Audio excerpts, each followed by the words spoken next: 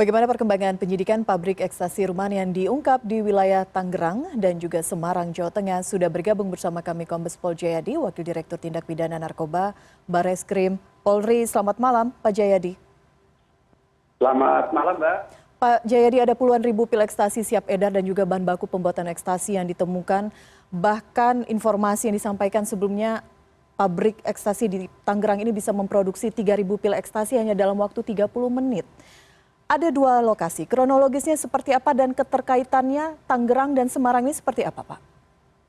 Iya, terima kasih, Mbak. Jadi apa hubungan pabrik ekstasi yang ada di Semarang dengan pabrik ekstasi yang ada di Tangerang? Saya dapat jelaskan bahwa berdasarkan hasil penyidikan yang kami lakukan, bahwa dua jaringan ini saling berhubungan, di mana beberapa minggu sebelumnya kami mendapatkan informasi bahwa akan ada bahan baku narkotika dan peralatan cetak ekstasi akan masuk ke Indonesia.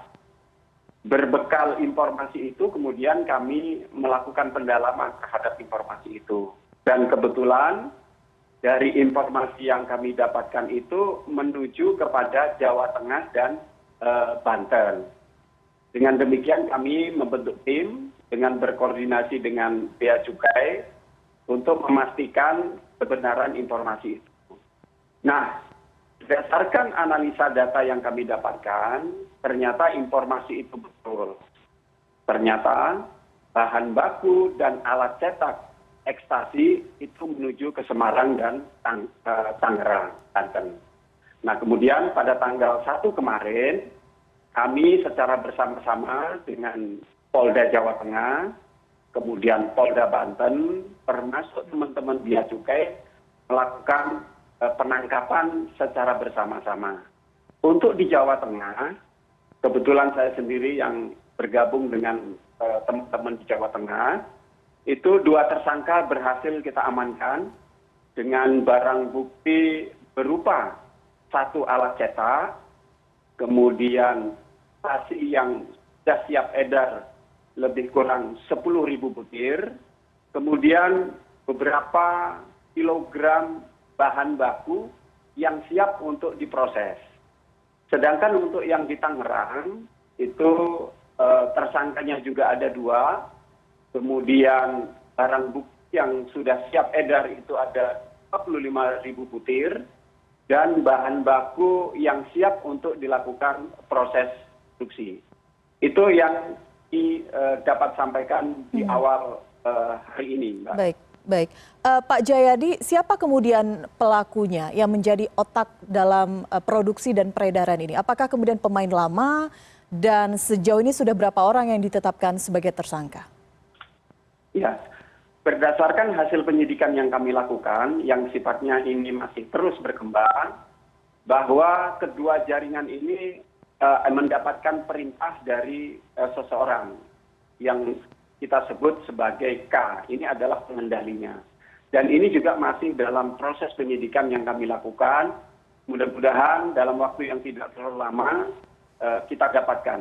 Dan yang bersangkutan sudah kita tetapkan sebagai DPO atau daftar pencarian orang.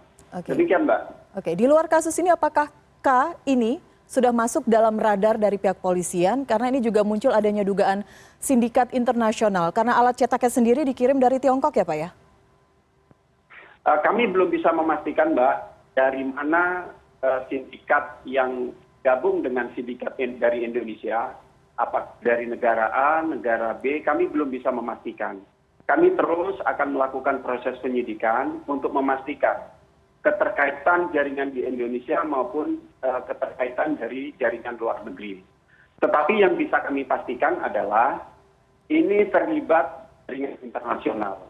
Tanya adalah barang bukti ataupun bahan baku untuk proses produksi itu kita dapatkan dari luar negeri. Kemudian alat cetaknya juga kami dapatkan dari luar negeri. Dan ini sedang kami telusuri, sehingga kami berkesimpulan untuk sementara jaringan internasional berkolaborasi dengan jaringan yang ada di Indonesia. Kemudian 4 tersangka yang kita amankan, 2 yang dari Tangerang, kemudian 2 dari Semarang, itu salah satunya adalah residivis. Yang mana beberapa waktu yang lalu salah satu tersangka yang ada di Tangerang, kita lakukan proses hukum terhadap yang bersangkutan. Sehingga seorang tersangka itu 2 kali dalam perkara ini. Oke. Pak Jayadi, kita tahu bahwa di 2 lokasi ini, terutama di Semarang, tadi rekan kami menginformasikan bahwa rumah kontrakan berada di tengah permukiman, tapi kemudian ruangan produksinya disulap sedemikian rupa sehingga aktivitas yang terjadi di dalam ruangan tidak terdengar oleh masyarakat di sekitar. Apakah kemudian memang artinya ada deteksi awal yang gagal sehingga kemudian pabrik rumahan seperti ini ya, khusus untuk ekstasi ini bisa muncul di 2 lokasi dalam waktu yang bersamaan? Ya,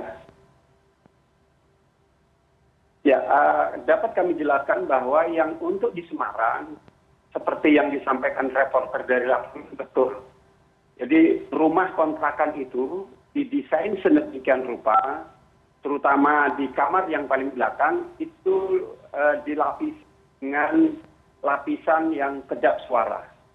Tujuannya apa? Tujuannya adalah ketika proses produksi berlangsung, mesin yang ada di dalam rumah kontrakan itu tidak terdengar dari lingkungan sekitar. Nah, kemudian apakah ini bentuk kegagalan kita? Sebenarnya tidak. Karena kita melakukan proses ini mulai dari mendapatkan informasi 3 minggu sebelumnya. 3 minggu sebelumnya kita mendapatkan informasi, kemudian tanggal 1 kemarin kita berhasil ungkap jaringan di 2 lokasi ini. Memang perlu bantuan dari masyarakat, dukungan dari masyarakat. Kalau mengandalkan kami sendiri tentu tidak begitu maksimal, maka bantuan dari masyarakat perlu untuk membongkar ataupun memberantas peredaran gelap narkotika yang ada di Indonesia. Baik. Demikian, Mbak. Artinya peran aktif masyarakat juga diharapkan begitu. Terakhir Pak Jayadi, dari 2 lokasi ini, apakah memang sudah ada ekstasi yang diedarkan? Karena pengakuan dari tersangka belum sempat diedarkan begitu. Dan kualitas ekstasi sendiri yang dihasilkan seperti apa Pak Jayadi? Ya, hasil penyidikan yang kami lakukan, para tersangka mengatakan bahwa belum sempat diedarkan. Tetapi kami akan lakukan uji terhadap keterangan yang bersangkutan dengan melakukan cross-check terhadap alat bukti yang kami dapatkan, baik yang ada di Tangerang maupun yang ada di Semarang.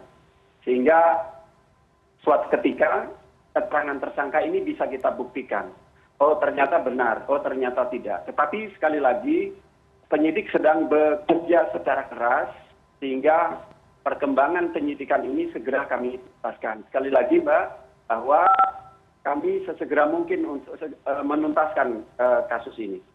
Baik, terima kasih Pak Jayadi. Sekali lagi kita harapkan bahwa pengungkapannya bisa tuntas, tersangka yang saat ini masih diburu bisa ditangkap, dan kita harapkan bahwa memang pemberantasan narkoba ini lebih ditingkatkan lagi. Terima kasih sekali lagi Kombes Pol Jayadi, Wadir Tipit Narkoba Bareskrim Polri. Selamat malam. Terima kasih, selamat malam.